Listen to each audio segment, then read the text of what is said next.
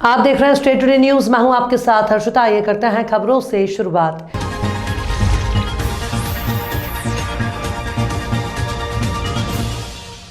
Katni organisation of railway pensioners day के अवसर पर 26वां वार्षिक अधिवेशन मनाया गया, जिसमें सेवानिवृत्त वरिष्ठ सदस्यों का श्रीफल, शॉल और प्रशस्ति पत्र देकर सम्मान किया गया। दरअसल पेंशनर्स डे का स्थापना दिवस वर्ष 1960 है। आज 20 दिसंबर 2022 दिन मंगलवार के दिन 26वां वार्षिक अधिवेशन मनाया गया। कार्यक्रम का संचालन अध्यक्ष सुभाष चंद्र चौरसिया के सानिध्य में पूरा अधिवेशन संपन्न किया गया, जिसके मुख्य अतिथि दीपक कुमार गुप्ता, अपर मंडल रेल प्रबंधक जबलपुर और भाजपा जिलाध्यक्ष दीपक टंडन सोनी की उपस्थिति में किया गया। इस कार्यक्रम में वरिष्ठ पेंशनरों की भारी संख्या में उपस्थिति भी रही। कई सालों से मांग की जा रही है पेंशनर्स की मांग की, लेकिन कोई सुनवाई नहीं होती। भाजपा सरकार के कान में जूं भी नहीं रेंगती। अपने ही सरकार के बारे में बताने से भाजपा कार्यकर्ता बात को गोल मोल घुमाकर जवाब देते हैं। पेंशनर्स की मांग पूरी नहीं होती दिख रही है। जो ऑर्गेनाइजेशन ऑफ रेलवे पेंशनर्स एक बड़ा संगठन है, जिसके कटनी ब्रांच के द्वारा ये पेंशनरों का सम्मान समारोह उनका वार्षिक कार्यक्रम आयोजित किया जा रहा है। पेंशनरों की जो समस्याएं रहती है उनसे प्रशासन पूरी तरह से वाकिफ भी है और समय समय पर हमारे लोग इंटरेक्ट करते रहते हैं और जो भी समस्याएं उनकी होंगी हमेशा मिलते रहते हैं, बात करते रहते हैं और समाधान भी होता रहता है। इस अवसर पर भी कोई बात आएगी तो उसका सबसे पहले तो मैं जो आज हमारे 80 वर्ष से ऊपर जो पेंशनर हो गए हैं उनका यहाँ पर स्वागत सम्मान किया गया। और कोई भी संगठन जो नित्य नए आयामों के साथ अपना कार्य करता है और जो पेंशनर का एसोसिएशन उन्होंने बना किया और जो नाकरा जी की देन है, नाकरा जी ने इसकी लड़ाई लड़ी, उनको श्रद्धांजलि देता हूँ। और उनके प्रयासों से उन्होंने जो एक प्रेरणा दी उसे पेंशनर एसोसिएशन तैयार हुआ और आज कम से कम ये पूरे सभी लोग एकत्रित होकर अपनी कोई भी समस्या, जीवन का जो आखिरी समय होता है उस समय सबसे ज़्यादा आवश्यकता होती है इस चीज़ की, और कम से कम संगठित होकर ये अपनी बात को रख सकते हैं। उसका संगठन जो उन्होंने बनाया हुआ है उसके लिए मैं उनको बहुत बहुत बधाई देता हूँ। और वास्तव में जो बुढ़ापा होता है वो एक बहुत कठिन समय होता है, और लेकिन पेंशन के माध्यम से वो अपना बुढ़ापा बड़े सम्मान के साथ, परिवार के साथ, समाज के सामने अपने आप को जी सकते हैं, अपने सम्मान को बचा सकते हैं। लेकिन देखा जाए तो नए पेंशनर जो अभी प्रेजेंट टाइम में नौकरी कर रहे हैं, आपकी सरकार द्वारा उन्हें पेंशन सुविधा से वंचित किया जा रहा है। देखिए, जो सरकार के नित्य नए तरीके से नए अपनी सुविधाएं और उसके हिसाब से योजनाएं आती हैं। वर्तमान में अभी यहाँ पे आपके रेलवे के सम्मानीय हमारे एडीएम साहब बैठे हैं, उन्होंने आपके सामने बात अपनी रखी है। और जो सरकार की नए तरीके से योजनाएं आती है उसको तो फॉलो करना हमारा सबसे पहला काम है। इसके लिए आंदोलन भी किए जा रहे हैं रेलवे द्वारा, रेलवे कर्मचारियों द्वारा, कि हमारी पेंशन पुनः उसी तरीके से की जाए। इसमें क्या कहेंगे आप? इसके लिए तो मैं केवल यही कहूँगा, संगठनात्मक रूप से मैं बोल सकता हूँ कि भारतीय जनता पार्टी की ओर से जो ऊपर हमारे नेतृत्व बैठा हुआ, प्रदेश का नेतृत्व बैठा हुआ है, राष्ट्रीय नेतृत्व बैठा हुआ है, उसके बारे में समग्र विचार करेगा और जो उनके हिसाब से सही होगा और देश के हित में जो निर्णय होगा, समाज के हित में निर्णय होगा और इनके हित में जो निर्णय होगा उस पर निर्णय लेने की जो अधिकार है उनके वो लोग तय करेंगे। उमरिया में संविदा स्वास्थ्य कर्मी अपनी मांगों को लेकर हड़ताल पर। उप स्वास्थ्य केंद्रों पर जड़ा ताला। अपनी मांगे मनवाने स्वास्थ्य कर्मी कभी संकट मोचन को याद कर रहे हैं तो कभी बना रहे हैं मानव श्रृंखला। उमरिया स्वास्थ्य महकमे में पदस्थ संविदा स्वास्थ्य कर्मी अपनी नियमितीकरण के साथ कई मांगों को लेकर कलेक्ट्रेट परिसर के सामने 15 दिसंबर से प्रदेश व्यापी हड़ताल पर बैठे हुए हैं, जिसका सीधा असर उप स्वास्थ्य केंद्रों पर देखने को मिल रहा है, जहां ताला जड़ गया है और लोगों को मिलने वाली स्वास्थ्य सुविधाएं ठप हो गई हैं। पिछले 6 दिनों से अपनी मांगे मनवाने के लिए हड़ताल पर बैठे ये संविदा स्वास्थ्य कर्मी कभी संकट मोचन हनुमान जी को याद कर हनुमान चालीसा का पाठ कर रहे हैं तो कभी मानव श्रृंखला बनाकर अपना विरोध प्रदर्शन कर रहे हैं। हड़ताल पर बैठे इन संविदा स्वास्थ्य कर्मियों का असर जिला चिकित्सालय में भी देखने को मिल रहा है, जहां स्वास्थ्य सेवाएं प्रभावित हो रही हैं और उनके काम का लोड नियमित स्वास्थ्य कर्मचारियों पर पड़ रहा है। मैं ब्लॉक प्रोग्राम मैनेजर मानपुर में पदस्थ हूँ। हम लोग संविदा स्वास्थ्य कर्मचारी संघ के सदस्य हैं। राज्य के आह्वान पर राज्य स्तरीय हमारी हड़ताल चल रही है। 15 दिसंबर से अनिश्चितकालीन हड़ताल चल रही है। हम सब अपने हक के लिए 2 सूत्रीय मांगों पर हड़ताल कर रहे हैं। हमारी एक ही मांग है, पहले प्रथम मांग है हमारी कि हमें नियमित किया जाए, और हमारी दूसरी मांग है हमारे निष्कासित साथियों को वापस लाया जाए।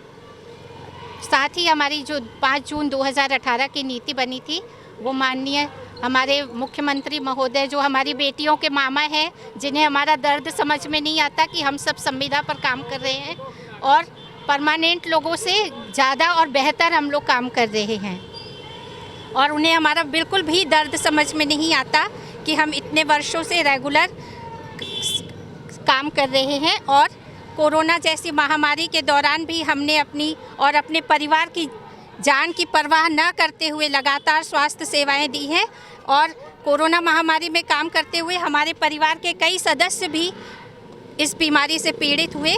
और अगर हम रेगुलर होते तो हमें ये लगता कि हमारे परिवार को संभालने वाला हमारे पीछे कोई है, परंतु हमने ये भी परवाह ना करते हुए कोरोना महामारी के टाइम संविदा पर रहते हुए भी हमने अपने परिवार का भविष्य भी नहीं सोचा, और लगातार हमने स्वास्थ्य सेवाएं दी।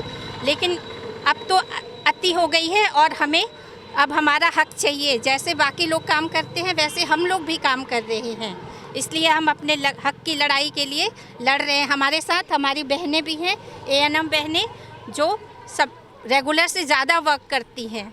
अगर संविदा वाले चले जाएं तो मुझे लगता है कि पूरी स्वास्थ्य सेवाएं ठप हो जाएंगी। राष्ट्रीय बजरंग दल उज्जैन जिला ग्रामीण के तत्वाधान में आज दोपहर सरदार पटेल चौराहा तराना में शाहरुख खान और दीपिका पादुकोण की फिल्म पठान में भारतीय संस्कृति और भगवा रंग का अपमान किया है। उसको लेकर आज राष्ट्रीय बजरंग दल द्वारा सरदार पटेल चौराहा तराना में शाहरुख खान और दीपिका पादुकोण का पुतला दहन किया गया। राष्ट्रीय बजरंग दल ने चेतावनी दी है कि उज्जैन जिले के किसी भी थिएटर में फिल्म लगने नहीं देंगे, और लगी तो इसका पुरजोर विरोध किया जाएगा। आज तराना में राष्ट्रीय बजरंग दल द्वारा पठान मूवी को लेकर आज शाहरुख खान का पुतला जलाया गया। हम भगवा का अपमान बिल्कुल भी नहीं सहेंगे, और जहां भी ये मूवी लगी हम उसका विरोध करेंगे, और विरोध करेंगे, और कहीं पे भी मूवी नहीं लगने देंगे। इसका राष्ट्रीय बजरंग दल पूरे भारत में विरोध कर रहा है और करेगा। जय जय श्री राम। बुधवार को कटनी जैन समाज ने शहर में विशाल मौन जुलूस निकाला। कोतवाली तिराहा से सुबह 11 बजे से शाम 5 बजे तक जैन समाज के लोग अनशन में बैठे रहे। आपको बता दें कि झारखंड राज्य में दिगंबर जैन समाज के तीर्थ स्थान पर्वतराज समेत शिखर जी को प्रदेश सरकार के द्वारा सार्वजनिक पर्यटन स्थल की घोषणा करने से देश भर के साथ ही कटनी जैन समाज में भी रोष व्याप्त है। इसी कड़ी में बुधवार को दोपहर 11 बजे कटनी थाना तिराहे के समीप जैन बोर्डिंग के पास कटनी संपूर्ण जैन समाज जैन पंचायत के नेतृत्व में शांतिपूर्वक धरना प्रदर्शन शुरू हुआ। जैन समाज के सभी व्यवसायिक प्रतिष्ठान विरोध स्वरूप बंद रखे गए, और श्री सकल दिगंबर जैन पंचायत कटनी और सकल दिगंबर जैन समाज कटनी की ओर से जारी विज्ञप्ति अनुसार जैन तीर्थ स्थान झारखंड में स्थित पर्वतराज समेत शिखर को सार्वजनिक पर्यटन स्थल घोषित करने के विरोध में मौन जुलूस निकालकर विरोध प्रदर्शन किया गया।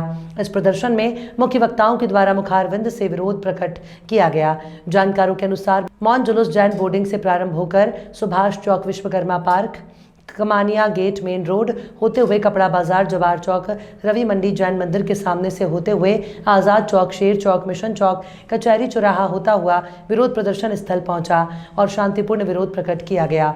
दोपहर 1 बजे कटनी SDM को ज्ञापन सौंपा गया। उसके बाद अहिंसा चौराहे पर एक सामूहिक अनशन शाम 5 बजे तक चलता रहा। वो किस जैन समाज का सबसे बड़ा तीर्थ समेत शिखर जी जो कि झारखंड राज्य में है, वह अनादिकाल से हजारों वर्षों से निरंतर पूजनीय स्थान है और वह पवित्र स्थल है। उसको केंद्र सरकार ने पर्यटन स्थल के रूप में घोषित कर दिया है, जिसके विरोध में पूरे देश भर से जैन समाज आंदोलन कर रही है। धरना जुलूस मौन जुलूस निकालकर सरकार से इस बात का आग्रह कर रही है कि उसको वापस पर्यटन स्थल ही घोषित किया जावे, और जो पर्यटन पवित्र स्थल घोषित किया जावे, और जो पर्यटन स्थल का आदेश जारी किया है उसको वापस किया है। जब से पर्यटन स्थल घोषित किया है तब से वहां पर बाहरी लोग जाते हैं, शराब मांस भक्षण इन सबको उपयोग करके उसकी शुचिता को शुद्धता को समाप्त कर रहे हैं, और पूरे देश भर की जैन समाज सरकार के इस निर्णय के खिलाफ अब आंदोलन के मार्ग पर उतर आई है। जब तक सरकार उसको वापस पवित्र स्थल घोषित नहीं करेगी, यह आंदोलन निरंतर जारी रहेगा।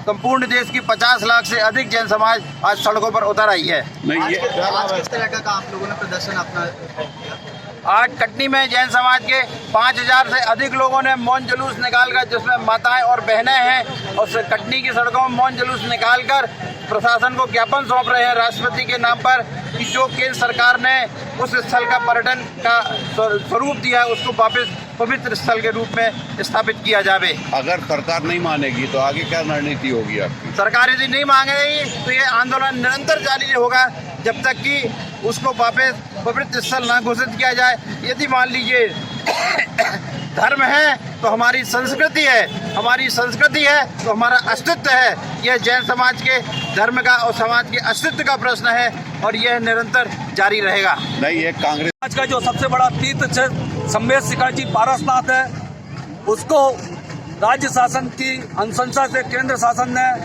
उसको पर्यटन स्थल घोषित कर दिया है। उसके विरोध में आज पूरे भारतवर्ष में जैन समाज द्वारा बंद का आह्वान किया गया है और जगह जगह रैलियां निकाली गई हैं।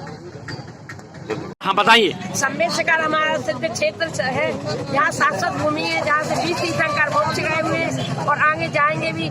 मुनियों की आयु पूरी होने पर मुनि वहीं पर जाते हैं, उसी सिद्ध क्षेत्र पर अपना निवास करते हैं। ऐसे सिद्ध क्षेत्र को हम लोग कैसे जाने देंगे? आंदोलन करेंगे जब तक इस भूमि को हम लोगों को नहीं मिलेगा, तब तक हम लोग आंदोलन पर बैठे रहेंगे। कटनी जिले में कलेक्टर अवी प्रसाद के सख्त आदेशों के बाद भी यूरिया खाद की कालाबाजारी रुकने का नाम नहीं ले रही है। कटनी जिले के किसान पिछले 10 से 12 दिनों से यूरिया खाद के लिए भटक रहे हैं। बुधवार को घंटाघर स्थित विपणन सहकारी कार्यालय पहुंचे किसानों का गुस्सा फूट पड़ा। यूरिया खाद के लिए परेशान किसानों ने घंटाघर मार्ग अवरुद्ध कर दिया। खबर मिलने पर कोतवाली थाना प्रभारी अजय प्रताप सिंह, तहसीलदार संदीप श्रीवास्तव मौके पर पहुंचे। लगभग आधे घंटे तक किसान सड़क पर चक्का जाम कर प्रदर्शन करते रहे। किसानों का आरोप है कि पिछले 10 से 12 दिनों से यूरिया खाद के लिए टोकन लेकर भटक रहे हैं। टोकन मिलने के बाद भी यूरिया खाद नहीं मिल पा रही है। किसानों ने यूरिया खाद की कालाबाजारी किए जाने के भी आरोप लगाए। पुलिस और प्रशासनिक अधिकारियों ने किसी तरह किसानों को भरोसा दिलाकर चक्का जाम खुलवाया। सड़क पर किसानों के हटने के बाद आवागमन प्रारंभ हो गया। दूसरी ओर विपणन सहकारी केंद्र के अधिकारी हमेशा की तरह रैंक उपलब्ध होने और कुछ घंटों बाद यूरिया खाद वितरित करने का भरोसा दिलाते रहे। जाम किया है, क्या वजह जारी, क्यों नहीं खाद मिलेगी? कल शाम तक यहाँ मार्केटिंग सोसाइटी में खाद उपलब्ध थी, जो शाम को ख़त्म हो गई है, और डबल लॉक में भी खाद नहीं थी। आज सुबह रैक लग गया है और अभी 2 घंटे में आपूर्ति हो जाएगी। लगभग किसानों को 3 बजे से खाद मिलना शुरू हो जाएगा। सर, खाद नहीं होने के बाद भी किसानों को टोकन दे दिया जा रहा है, ऐसी स्थिति बन रही है। टोकन दिया गया कि ऐसी भीड़ ना लगे, इसीलिए हमने टोकन दिया था। समिति वालों ने टोकन बांटा था। इस लोग एकत्रित होगा एक साथ, जिस कारण भीड़ की स्थिति बन गई। समस्या क्यों आ रही है? खाद की उपलब्धता नहीं हो पा रही ढंग से, रैक नहीं लग रहे समय काला। यहाँ हर किसी को पॉस मशीन से दिया जाता है। अगर पॉस मशीन वर्क नहीं कर रही है तो बही और आधार कार्ड रखवा के उसको ऑफलाइन दे के, जब सर्वर चालू होता है तो हम उसको पॉस मशीन में अंगूठा लगा के उसकी बही, उसके रकबे के हिसाब से जितनी उसकी वो होती है कैपेसिटी, क्या बोलते हैं उसको, पात्रता होती है, पात्रता के हिसाब से। पात्रता के हिसाब से भी भाई साहब ये स्थिति है कि मान लीजिए खाद कम है हमारे पास और किसान ज़्यादा है, तो हम सबको पात्रता के हिसाब से नहीं इतनी दे देते हैं कि सबको मिल जाए। सर, किसानों का आरोप है कि प्राइवेट बाजार में महंगे दामों में खाद बिक रहा है। प्राइवेट बाजार का हम नहीं बता सकते, समिति का तो हम बोल सकते हैं। प्राइवेट में आता कहाँ से? ये प्राइवेट में ये जो यहाँ से डायरेक्ट फैक्ट्री उसी कंपनी से वो लोग खरीदते हैं। यहाँ से हमारे यहाँ से समिति से केवल किसानों को वो भी दिया जाता है। खाद की जरूरत हर साल पड़ती है, इसका निदान उपलब्धता के ऊपर है। नहीं, समस्या खाद हर साल लगती है, दोनों फसल में लगती है, लेकिन ये समस्या हर बार क्यों होती है? कई बार क्या होता है आगे पीछे लगती, जैसे इस बार बोनी देरी हुई, किसी साल जल्दी हुई, उस कारण से ये क्राइसिस होता है। क्यों नहीं रखा जाता जब मालूम है कि एक बार लिया किसान रजिस्टर्ड हो जाता है? मिनिमम उतनी खाद अपन को लगनी ही लगनी है। हम लोग कितनी भी कर ले, कई बार ऐसी ऑकवर्ड स्थिति बन जाती, कई बार उपलब्धता नहीं होती है, कंपनियों से नहीं आ पाता है खाद, कई बार रैक नहीं लग पाते हैं। यूरिया बनना तो पूरा समय चालू होता होगा ना। ये भाई साहब पॉलिसी का मैटर है कि हम लोग इसमें नहीं बता सकते कि कब यहाँ उपलब्ध होगी कब नहीं होगी। हम लोग DDA के माध्यम से डिमांड भेजते हैं जिले की और फिर वहाँ से हमको खाद उपलब्ध कराई जाती है। सेल्समैन समिति है, ये तो विपणन समिति है, सहकारिता की 54 समितियाँ जो खाद वितरण करती हैं। गाँव-गाँव में बांटते हैं, गाँव अपनी समितियों स्तर से बांटा जाता है। क्या उपलब्ध नहीं होती इनके पास? बिल्कुल होती है। नगर पालिका बलिया का चुनाव अपने चरम पर है। हर कोई दौड़ में आगे निकलना चाहता है। अधिकांश पार्टियां अभी तक अपना पिटारा नहीं खोली हैं। सभी को टिकट मिल रहा है, सभी जीत रहे हैं। इस बीच विगत 6 महीनों से जन जन के बीच लगातार अपने पति श्याम बाबू रौनियार के लिए सक्रिय रही रेखा गुप्ता भी अपना दमखम दिखाने को तैयार है। इनका कहना है कि हम तो योगी जी और मोदी जी की बाहों को मजबूत करने के लिए और देश सेवा के लिए खड़े हो रहे हैं। आइए सुनते हैं उनकी जुबानी। रेखा गुप्ता नगर पालिका परिषद अध्यक्ष की प्रत्याशी हूँ और भारतीय जनता पार्टी की कार्य समिति सदस्य और अपने वैश्य समाज की उपाध्यक्ष हूँ। तो आप अध्यक्ष पद के लिए लड़ाई में हैं? जी। किसके सहयोग से आप लड़ाई में आ गई? जी, मैं अपने सरकार माननीय मोदी जी और योगी जी के द्वारा इस पार्टी से जुड़ी हूँ। कब से संपर्क में है, जनसंपर्क? जी, मैं 6 महीनों से अपने पति के लिए जनसंपर्क में हूँ और जन जन के पास जाकर अपना उनका बात सुनती हूँ और अपना काम कर रही हूँ।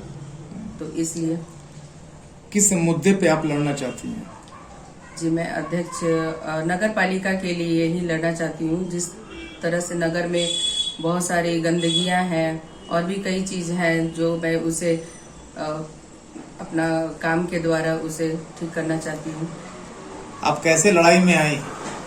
जी, मैं 6 महीनों से पहले तो इनके अपने पति के लिए लड़ाई में थी और फिर पता चला कि ये बलिया को महिला से किया गया है, तो इसलिए मैं अपना आवेदन दी। मैं माननीय मोदी जी और योगी जी के द्वारा पार्टी में भाजपा के आवेदन में दी हूँ। पहले तो ये है कि पहले 25 वार्ड में महिलाओं को सुलभ शौचालय का प्रबंध हो और फिर जो भी महिलाओं की भी समस्याएं हैं उसे मैं दूर कर सकूं। और नगर में बहुत सारी गंदगियां भी हैं, जैसे महावीर घाट के गायत्री माता मंदिर के पास जो कूड़ों का ढेर लगा हुआ है, वहां गंगा जी का भी रास्ता है, तो पहले उसे मैं शहर के किनारे करवा सकूं। और भी कई दिक्कतें हैं जो उसे मैं पूरा करूंगी। जी, मैं अपने कार्यशैली से विश्वास पे खड़ी उतरूंगी और जो पीछे हुआ है उसे मैं अपने सामने नहीं आने दूंगी और अपने सारे 2500 सभासद जो आएंगे उनके साथ एक तालमेल बैठाकर अपना काम करूंगी। श्याम बाबू रौनियार, मैं भारतीय जनता पार्टी का नगर उपाध्यक्ष और अपने समाज रौनियार वैश्य समिति का जिला अध्यक्ष हूँ। जी, मैं अपने जिस पारिवारिक पृष्ठभूमि से आता हूँ और मैं व्यापारी समाज से भी आता हूँ और मैं व्यापार मंडल का वर्तमान में नगर अध्यक्ष भी हूँ। इस वजह से मैं लोगों से जुड़ा हुआ हूँ और लोगों की समस्याएं में समाज सेवा का मुझे शुरू से ही शौक रहा है। तो इसलिए मैं समय समय पर, चाहे कोरोना काल हुआ हो, चाहे कुछ भी किसी मुसीबत में कोई जनता पब्लिक दिखाई देती है, तो मैं उनके साथ तत्पर रहता हूँ उनकी सेवा करने के लिए। इसी सेवा भावना से मैं लगातार जुड़ा हुआ हूँ। जी, मैं नगर पालिका परिषद अध्यक्ष पद के लिए मैं पहले खुद ही अपने बहुत पहले से ही तैयारी कर रहा था, लेकिन ये योगी जी और मोदी जी का धन्यवाद कि इन्होंने महिला सीट को, बलिया का सीट जो महिला सीट कर दिया, तो मैं अपने पत्नी रेखा गुप्ता को उतारा हूँ। पार्टी से उम्मीद का कॉन्फिडेंस है, इसलिए कि मैं भाजपा का कार्यकर्ता हूँ, सिपाही रहा हूँ, भारतीय जनता पार्टी की नीति और सिद्धांतों पर चलने वाला हूँ और मैं 100% श्योर हूँ कि पार्टी हमारी पत्नी को ही टिकट देगी, इसलिए कि वो विगत पहले से ही ये चुनाव में इसकी तैयारी कर रही है। ये दावा तो सबका अधिकार है करने का, लेकिन ये सोचना पार्टी का काम है। जैसे मैदान में बहुत 80 वर्ष की महिलाएं भी उतर रही हैं अपने पति का नाम का सहारा लेकर, या और भी लोग हैं जो किसी अपने ऐसे रिश्तेदार को उतारी है लोग, जो वो नगर पालिका में पता नहीं किस तरह से क्या होगा, मुझे नहीं पता। ये सब सोचना पार्टी का काम है।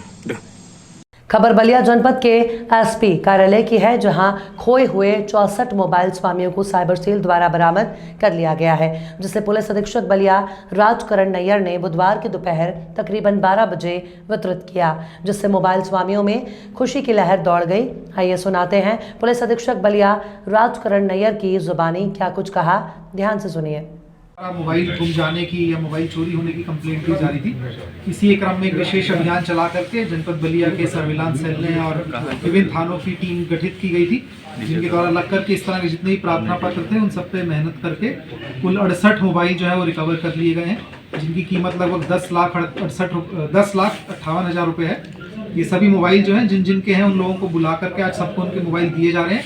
इसी क्रम में जो मोबाइल जहां चोरी की घटना में जो मोबाइल संलिप्त है उसमें संबंधित अभियुक्तों के खिलाफ आवश्यक वैधानिक कार्रवाई की जा रही है और जो कुछ लोगों के गुम गए थे उन लोगों को वापस किए जा रहे हैं। अग्रिम विधिक कार्रवाई प्रचलित है, आज वही मोबाइल लोगों को वापस दिए जा रहे हैं, जिसके क्रम में आज लोग यहाँ पे आए हैं। इसमें सर कुछ लोग गिरफ्तारी भी की गई है जो मोबाइल चोर संबंध में। जिस तरीके से मैंने कहा विभिन्न समय के दौरान किए, क्योंकि अभियान के दौरान की रिकवरी है ये, तो उस हिसाब से जो अपराध से जुड़ा है उसमें अपराध से जुड़ी विधिक कार्रवाई प्रचलित है और जो वैसे गुम गए थे उसमें व्यक्ति को गुमे हुए मोबाइल वापस किए जा रहे हैं।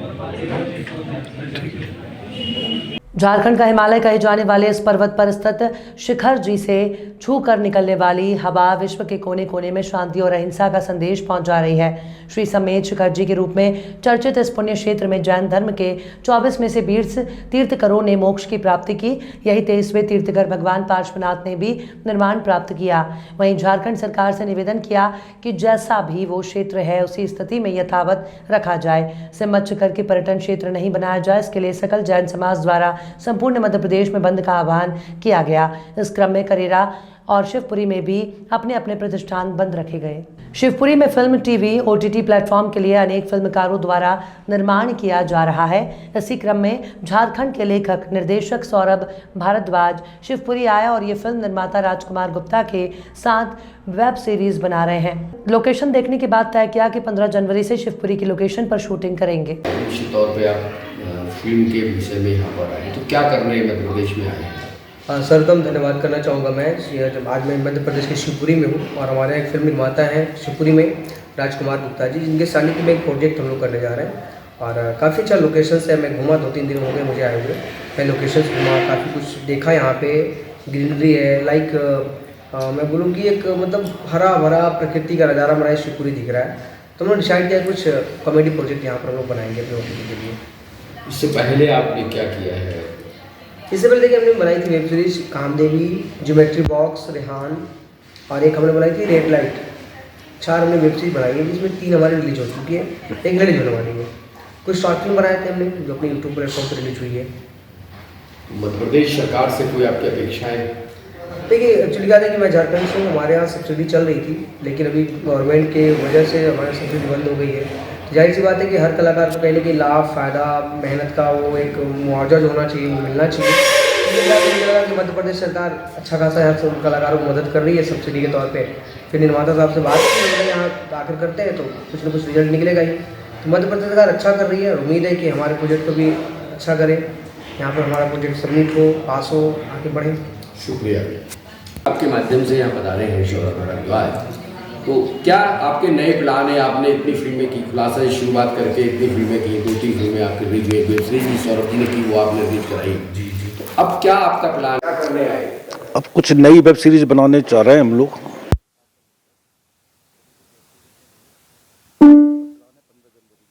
स्टार्ट कर रहे हैं शिवपुरी में, लोकेशन शिवपुरी की रहेगी और उम्मीद रखते हैं मध्य प्रदेश सरकार से भी सब्सिडी मिल जाए उसमें। It's 14:38. To hear your notifications, follow the notification on your phone to turn on notification access.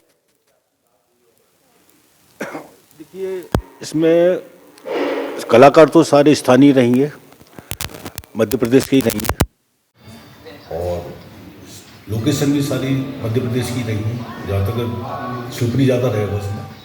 क्या देखो आजकल क्या हो गया है निर्माता महोदय कि ये जो फिल्म बनती है उसमें या सीरियल बनते हैं उसमें कोई मार्केट के कलाकार की बहुत आवश्यकता पड़ती है कि बिना उसके फिर लोग देखते नहीं है, तो सबके पास तो एक रिवॉर्ड होता है। मार्केट के कलाकारों से बात चल रही है, इसीलिए अभी टाइम लिया 15 जनवरी। इस बीच यदि कोई मार्केट कलाकार मिलते हैं तो उनको भी बिल्कुल लेंगे हमारी सीरीज में। हाँ, जब तक फाइनलाइज नहीं कर सकते नेम आउट नहीं करेंगे। दो बाइक में। सौरभ जी आप बताइए क्या कहना चाहते हैं? जैसे कि आपने सवाल किया निर्माता महोदय से कि बॉलीवुड से या फिर एक फेमस कलाकार में कौन है, क्योंकि हमारी बात चल रही है, प्रपोजल हमने 4-5 आर्टिस्टों को दे रखा है, मुश्ताक खान साहब हैं, उपासना सिंह हैं, इत्यादि बहुत लोगों से बात चल रही है। अब क्या होता है अपने शेड्यूल के टाइम से उनका शेड्यूल मैच करता है, क्या उनका शेड्यूल बन रहा है या फिर और भी कोई मार्केट में आर्टिस्ट अवेलेबल होते हैं, तो जैसे ही किसी की साइनिंग हो जाती है, कंफर्मेशन हो जाती है, दिन हम लोग लीगली नेम अनाउंस करेंगे कि हमारे प्रोजेक्ट में जुड़ चुके हैं। कल एक युवती और एक युवक को दोराहा के पाटन डैम के पास से पकड़ा गया। इसमें युवती हिंदू और युवक मुस्लिम था, जिसको लेकर लव जिहाद की समझाइश युवती को दी गई। जब युवती से उसका नाम पता पूछा गया तो वो कुछ भी बताने को तैयार नहीं हुई। उसने अपना मुंह ढक रखा था और उसके बैग से कोई भी कागज़ नहीं मिला। बमुश्किल उसने एक नाम लिया, वो भी देवपुरी अहमदपुर क्षेत्र के पूर्व जिला पंचायत आज़ाद सिंह गुर्जर का, जिसमें उसने उन्हें अपना रिश्तेदार बताया। ये वीडियो बना रहा था जो बहुत तेजी से पूरे क्षेत्र में वायरल हो गया। इधर नेताजी के घर में विवाद शुरू हो गया, तभी वो दंग रह गई। आखिर उनका ऐसा कौन सा रिश्तेदार निकल आया? पता चला कि युवती ने झूठ बोला है। इस पर आज गुर्जर समाज के लोगों ने भी नाराजगी जाहिर की और समाज के लोगों के साथ थाना अहमदपुर में लड़की के खिलाफ आवेदन दिया और जांच कर कार्रवाई की जाए। उक्त लड़की आज़ाद सिंह की कोई रिश्तेदार नहीं है, पर गुर्जर समाज की लड़की है और लड़का मुस्लिम समाज से। पुलिस ने आवेदन लेकर जाँच का आश्वासन दिया है। आपका? मेरा नाम आज़ाद सिंह गुर्जर है जी। क्या है आप? और पूर्व जिला पंचायत सदस्य हूँ मैं। क्या हुआ आपके साथ? आज ये हुआ है कि कल 2 बच्ची हैं, दोराए थाने में लगता है कोई गांव, डैम स्टाफ डैम है, माँ पकड़ाए थे। अब वो घूमने गए थे, क्या करने गए थे जी मुझे जानकारी नहीं है। तो दोराए पुलिस ने पहुँच गए वो, फिर मुझे सूचना आई कि जी कोई आपके रिश्तेदार बता रहा है ना, कि भांजी बता रही है। तो मैंने उसका फ़ोटो देखा और मैंने वीडियो देखी, तो वो मेरी दूर दूर तलक रिश्तेदार कहीं पर नहीं थी। तो मैंने आज एक आवेदन, मैडम भी थी, SDOP मैडम भी थी और थाने प्रभारी भी थे और सैलन साहब भी थे जो पहले थाने में यहाँ रह चुके हैं, दोराहा थाना अभी संभाल रहे हैं वो। उनके सबके सामने और पूरी जनता के साथ में जाके, सभी समाज थी उसमें, गुर्जर समाज नहीं थी, सारे हिंदू लोग थे उसमें, और सभी हिंदू समाज के साथ जाके हमने एक आवेदन मैडम को दिया है, SDOP मैडम को और थाने प्रभारी को दिया है। और वो आवेदन पे हम ये है कि वो लड़की बता रही है कि मैं उनकी भांजी हूँ आज़ाद सिंह गुर्जर की, तो उस पर कायमी की जाए और उसकी जांच भी की जाए कि वो गलत क्यों बता रही है भांजी। वो जबकि भांजी है नाईहड़ी की, नाईहड़ी गाँव है उनकी, वो भांजी लगती है। और पटार पे भारत सिंह जो है उसकी वो लड़की है, मेरे गांव से 1 किलोमीटर दूर उसका गांव है, और वो भांजी और रिश्तेदार हमारा बता रहे, तो हम तो दूर दूर तक उनकी रिश्तेदारी में नहीं है और ना वो हमारी रिश्तेदारी में। गलत वो मैसेज दे रहे हैं समाज के लिए। वो लड़के की सख्त और लड़के के साथ सख्त जो कार्रवाई होनी चाहिए विधिवत, वो कार्रवाई भी होनी चाहिए। हमारा यही अनुरोध है, जन आंदोलन के लिए तैयार है। और जो भी चीज़ हमें यहाँ लगेगा तो हम बिल्कुल, पुलिस ने हमारी मदद की है और पुलिस हमारी मदद के लिए खड़ी है, पुलिस के तरफ से कोई भेदभाव नहीं हुआ, मगर हमारी जनता यही चाह रही है कि उस पर कार्रवाई लड़के पे और लड़की पे दोनों पे होना चाहिए और सच उसको सामने लाना चाहिए। खबरों में फिलहाल इतना ही। और भी खबरों के अपडेट्स के लिए आप देखते रहिए स्टेट टुडे न्यूज़।